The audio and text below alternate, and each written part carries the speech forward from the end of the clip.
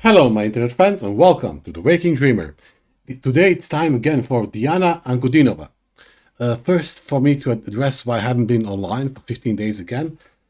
So I explained it on the other two videos that I did today, but to make it short, so until 6 years ago, almost to the day, 6 years ago, I had for the longest time huge problems with severe psoriasis. Now I've been clean for 6 years thanks to biological something called biological treatment, which is basically every 3 months I get one injection, and that makes the gene responsible for psoriasis dormant and asleep. However, there is a certain price to pay in which that gene is also responsible for activating the immune system in some respiratory diseases. In translation, if I have the flu, it's bad. If I have COVID, it's bad. If I have a common cold, it's bad. So I've had the flu and then COVID 10 days later. So I'm still on tea all day long, and here and there I still cough. Hopefully I've spent all the diseases for this period of the year. I haven't had two in a row in a long time. So, but I wanted to explain to you guys why I haven't been doing videos as much as I want. Just as I get into it, something pops up. Today it's song called. This was a request by MG. Song called at the age of 12, Diana Ankudinova doing a song "I'm Not Here, I'm Not There, I'm Not There." I have never listened to this, and the setting is incredible. It looks like somewhere in a public park. It seems some sort of a public park. Looks nice. It looks like the pedestrian area where people walk on and enjoy the afternoons, but also some nature. So looks like a family area. Before we jump in, let's read the comments on the last Diana Ankudinova song. This was the one that I loved. The beautiful lyrics written by Tsvareva. Tsvaraeva. Oh, thank you everyone for the amazing comments. Okay, let's see. This is Bernard Klein. This is exactly the kind of music and songs that best suits me, the night owl that I've always been. Yeah, I have that thing also. For some reason, I enjoy life the most after midnight when everything is quiet, when everyone else is asleep. It gives a sense of serenity. Although, who said it? Was it Bukowski? Was it Charles Bukowski who said that it's or was it Leonard Cohen who said that it's a sense of power of those who are awake, that have a sense of power over the sleeping world, something like that. That's one of the psychological reasons for night owls. But it's interesting. But I actually really do prefer when it's when the light is lower, when it's dim, when the atmosphere is darker. Let's see. I've given up on trying to think of favorites, but this is up there, says David Christie. This isn't the only time Diana performed something by Marina Tsvetaeva. This song was arranged by Brandon Stone. Marina Tsvetaeva's life is difficult and tragic. It would be worth reading her story. Diana also performed another poem by Tsvetaeva, music arranged by Igor Krutoy on the show Mask. Yeah, the Mask show. Here's the thing: I haven't done a lot. I only done, I think, one song on the Masked Singer show by anyone, because it's one of those shows that's really into blocking and copywriting videos. So that's the reason. And I know many amazing performances are there. I'll try to do one. I'll try to do one. Let's see, more comments. Diana delivers a powerful metaphor on the feeling of loneliness and estrangement from the world, inner turmoil and sadness. Her crescendo sounds like a desperate cry. Yeah, most definitely. There's no escape from the repetitive emotional monotony. She paints the vastness of the urban city, but also its emptiness. The interpretation of the poem is sublime, and her voice echoes in your soul. Absolutely. It reminds you of that song by Gary Jules, Mad World, if you haven't listened to it. All around me are familiar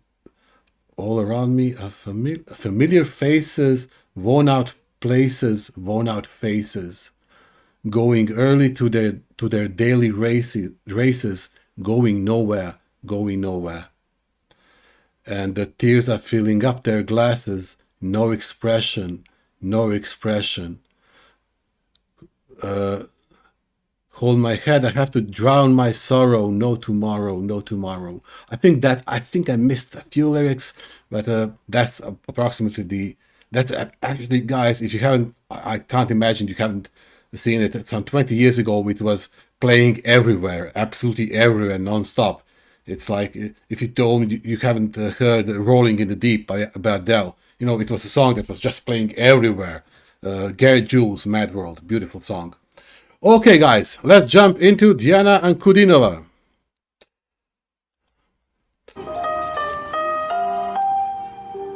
I'm not there.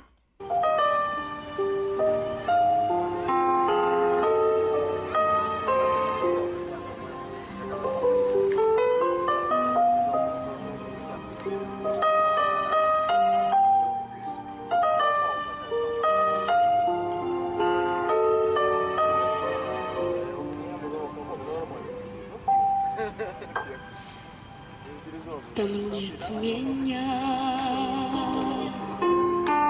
где на песке не пролегли твои следы, где птица белая в тоске, где птица белая в тоске кружит у пенистой воды. Я только там, где нет дрожит у губ желанной пристани, и где глаза твои стрижи.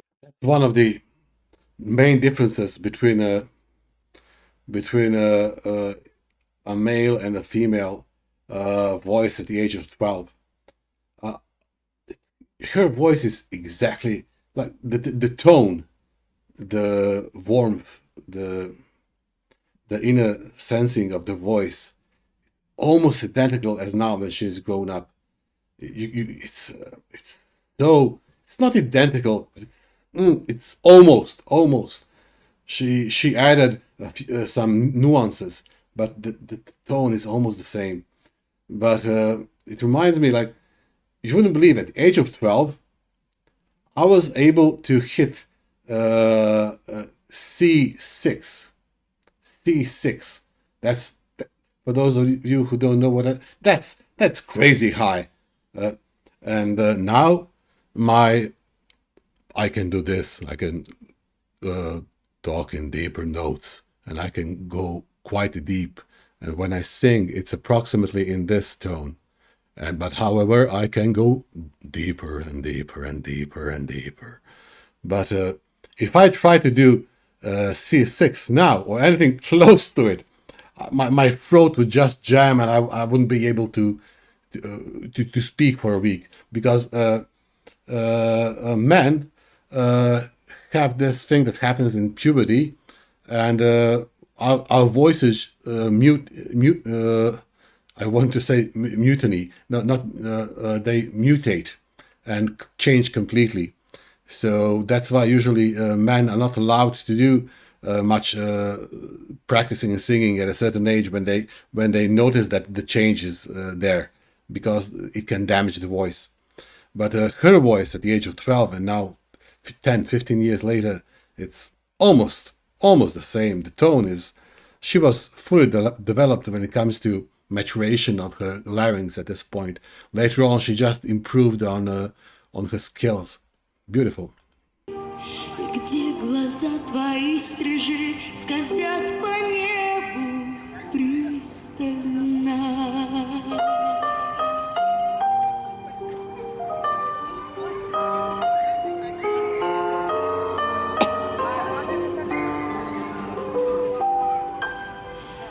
Там нет меня, где дым волос не затуманит белый день, где сосны от янтарных слез, где сосны от янтарных слез утрет заботливый олень. Я только там, где ты порой на дверь глядишь с надеждою, и как ребенок с детворой, и как ребенок с детворой ты лепишь бабу снежную. Там нет меня, где пароход в ночи надрывно прогудел, где понимает небосвод, где понимает небосвод, что без тебя осиротел. Я только там, где нет меня, вокруг тебя невидимый. Ты знаешь, без тебя нет дня. One strange thing, I would like to see how the perspective is from her to the street, because it's strange, so many people walking by, and it feels like they don't notice her or something. If I came across someone singing like this in the middle of like a park, a walking area, like a nature center, what it is, cultural center, I definitely stop and pay attention, and it feels like they're not there actually. It's strange. Ты знаешь, без тебя ни дня прожить нельзя мне, видимо.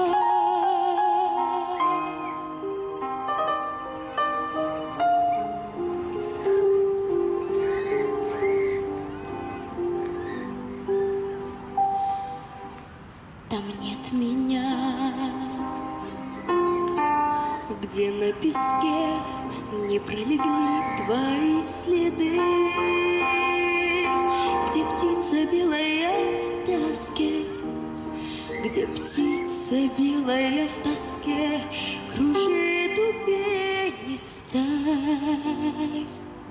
воды.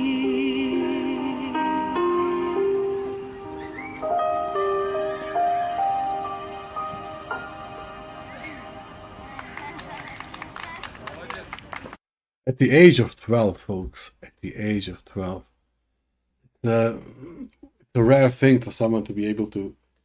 There are those who are capable of it, like Angelina Jordan, who can like transmit those kinds of emotions at an early age.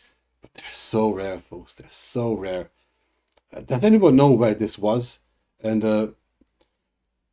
was she singing there every day or something? So that's why people didn't seem to pay attention and were just walking by unfazed by what's happening by her voice. Because if I was walking there, I'd definitely stop. I'd definitely pay attention. I wouldn't just like I saw a stray dog, just walk on by. Beautiful, beautiful, always, always beautiful, guys. Okay, as always, a like is a must. Translate to Croatian, please. Okay. Friends, just to remind you that my last concert in the brief tour will be in Tula, 22nd of April. Looking forward to see you all. Well, that's long gone 4 years ago. Translate to Croatian. For a 12-year-old, for singing such a difficult song, that's something completely different. A child sang it like a grown-up. I'm shocked, sincerely. Bravo, Diana. I'm amazed by indifference of the yeah. Exactly. I'm amazed by indifference of the people walking by. I'll be thrilled. These days, there's so little of soul performances like this one. Smart girl. Exactly. Like, perhaps she's singing there like on a daily basis for some reason, or for an extended period or something. So they all saw her. That would be my explanation.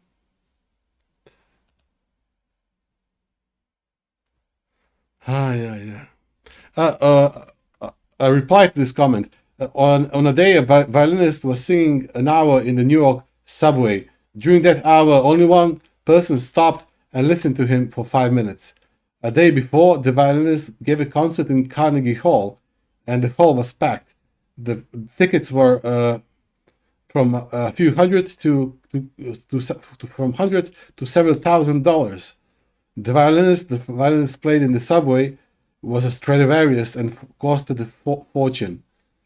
This performance is experimental nature done by a great corporation, all in its time and place. Yeah, amazing.